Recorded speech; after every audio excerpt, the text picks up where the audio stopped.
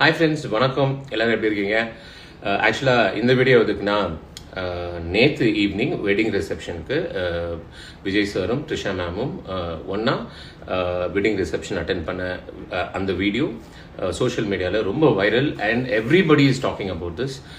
எல்லாருமே இன்க்ளூடிங் எங்கள் வீட்டில் இருக்கிற லேடிஸ் எல்லாருமே ஏன் இப்படி எலெக்ஷன் டைமில் ஏன் விஜய் சார் இப்படி பண்ணணும் அப்படிங்கிற ஒரு கேள்வி தான் எல்லார் மனசுலையும் ஓடிட்டு இருக்கு. அண்ட் அஃப்கோர்ஸ் இதை வந்து அவங்களோட பர்சனல் லைஃப் அப்படின்னு சொல்லி நம்ம கடந்து போகவும் முடியல. ஏன்னா நம்ம வீட்டில் ஒரு ஆள், ஸோ நம்ம வீட்டில் இருக்கிற ஒரு அண்ணாக்கு, நம்ம வீட்டில் இருக்கிற ஒரு தம்பிக்கு, நம்ம வீட்டில் இருக்கிற ஒரு பர்சனுக்கு லைஃப்பில் இப்படி நடக்கும்போது நம்ம அதை பற்றி பேசாமல் இருக்க முடியல. So I just want to post this video. இதில் என்னோட தாட்ஸ் என்ன, ஹவு ஐ சி திஸ் அப்படிங்கிற ஒரே விஷயம் தான். நான் இதை வந்து முட்டு கொடுக்க வரல, நான் இதை வந்து பயாஸ்டா பேசல, நான் இதை வந்து நியாயப்படுத்தலை, இது எல்லாத்தையும் விட்டுருவோம். ஹவு ஐ சி திஸ் அப்படிங்கிறது தான் ஒரே விஷயம். எனக்கு வந்து எப்படி தோணுதுன்னா, சங்கீதா மேம் வந்து எலெக்ஷனை பக்கத்தில் வச்சுக்கிட்டு விஜய் சார் மேலே இப்படி ஒரு ஸ்ட்ராங் அக்யூசேஷன், அதாவது அவரை வந்து ரொம்ப பர்சனலாக அவரோட கேரக்டர் என்ன, அவரோட தாட் ப்ராசஸ் என்ன, அவர் எப்படிப்பட்டவருங்கிற மாதிரி ரொம்ப டீட்டெயிலாக ஒரு அக்யூசேஷன் வைக்கும் போது, அதுவும் எலெக்ஷன் பக்கத்தில் இருக்கும்போது, அவங்க வந்து அங்கே இன்னொரு கமா போட்டிருக்காங்க. அதாவது அந்த ரிலேஷன்ஷிப் ஏன் பிரேக் ஆச்சு, யாரால பிரேக் ஆச்சு, அந்த பர்சன் யாரு அப்படிங்கிறதையும் நான் வந்து தேவைப்பட்டா வெளியிடுவேன், நான் வந்து தேவைப்பட்டா போட்டோஸ் அண்ட் வீடியோஸ் வெளியிடுவேன் அப்படிங்கிற மாதிரியான ஒரு கமா. ஸோ எலெக்ஷன் பக்கத்தில் இருக்கும்போது இப்போவே இந்த ஒரு நிகழ்ச்சி வந்து நம்ம மனசுல ரொம்ப பெரிய பாதிப்பு ஏற்பட்டுச்சு. எனக்கும் எங்க வீட்டில் இருக்கிற எல்லாருக்குமே சங்கீதா மேமோட அந்த அக்யூசேஷன்லேருந்து வெளில வரதுக்கு ஒரு 2 நாள் ஆச்சு. ஸோ எலெக்ஷன் ஒரு 2 நாள் இருக்கும்போது மறுபடியும் புதுசா இந்த videos and photos and stoves இது இவங்க தான் அப்படிங்கிற மாதிரி மறுபடியும் ஒரு அலிகேஷன் அப்படி வெளில வந்துச்சுன்னா அது எலெக்ஷனை ரொம்ப பாதிக்கும். இந்த அரசியல் களத்துல எப்போ வேணா, எங்க வேணா, யாரை வேணா, எப்படி வேணா பண்றாங்க. பேரும் ஒன்னா ஒரு மேரேஜ் ஃபங்க்ஷன் அட்டென்ட் பண்றாங்கன்னா அவங்க வந்து ஓப்பனா ஒரு ஸ்டேட்மெண்ட் கொடுக்கணும்னு நினைக்கிறாங்க. ஸோ வந்து அவர் வந்து மனசுல பட்டதை தெளிவா வெளியே நம்ம கிட்ட சொல்லணும்னு நினைச்சிருக்காரு. So they just wanted to show it to the public.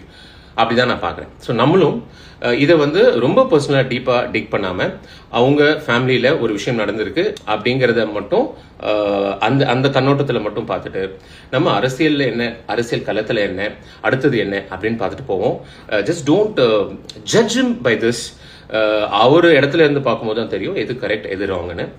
ஒரு மேரேஜ் பிரேக் ஆகுதுன்னா அதுக்கு 1000 காரணம் இருக்கலாம். நான் இதை வந்து சங்கீதா மேம் வந்து தப்பு சொல்லலை. இவங்க மேலே தப்பு இருக்கலாம், அவங்க மேலே தப்பு இருக்கலாம், இதில் 1000 ரீசன்ஸ் இருக்கலாம். இல்லை ஒரு சின்ன ரீசன்ல மேரேஜ் பிரேக் ஆகிற மேரேஜஸும் நிறைய இருக்கு. அது வந்து பியூர்லி அவங்க ஹார்ட் சம்மந்தப்பட்ட ஒரு விஷயம், அவங்க மனசு சம்மந்தப்பட்ட ஒரு விஷயம், அவங்க லவ் சம்மந்தப்பட்ட ஒரு விஷயம். இது ரொம்ப பியூரான விஷயம். இதுக்குள்ள நம்ம இறங்கி நம்ம இது கரெக்ட் தப்புன்னு பேசி அதை அசிங்கப்படுத்த வேண்டாம். அவங்களோட மனசு, அவங்களோட வாழ்க்கை, அவங்களுக்கு எது பிடிச்சிருக்குன்னு பார்த்து அமைச்சுக்கிறதுல அவங்களுக்கு எல்லா உரிமையும் இருக்கா இல்லையா? ஸோ டெஃபினட்டா இது அவங்களோட ரைட்ஸ். ஸோ அவங்க டிசைட் பண்ணி அவங்க வாழ்க்கையை அவங்க கொண்டு போறாங்க. இதில் நம்ம ஜட்ஜ் பண்றதுக்கு எதுவுமே இல்லை. அண்ட் இதை வந்து ரொம்ப டீட்டெயிலாக இறங்கணும்னா அது நல்லா இருக்காது இல்லையா? இப்போ நம்ம வாழ்க்கையில் ஒருத்தவங்க வந்து நீ இந்த ட்ரெஸ்ஸை போடு, நீ அந்த ட்ரெஸ்ஸை போடுன்னு சொல்றதுக்கு நமக்கு அவ்வளோ கோவம் வரும்.